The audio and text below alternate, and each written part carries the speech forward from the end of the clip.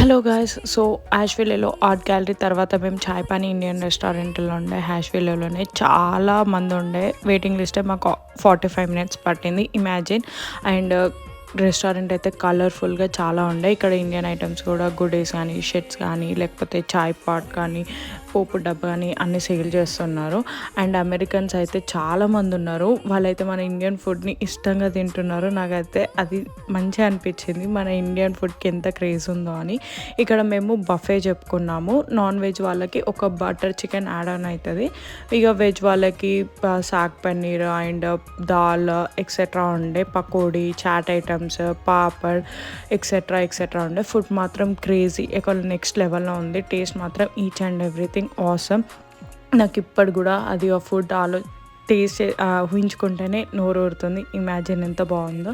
Please subscribe to my channel అండి. అంతేనండి, bye bye.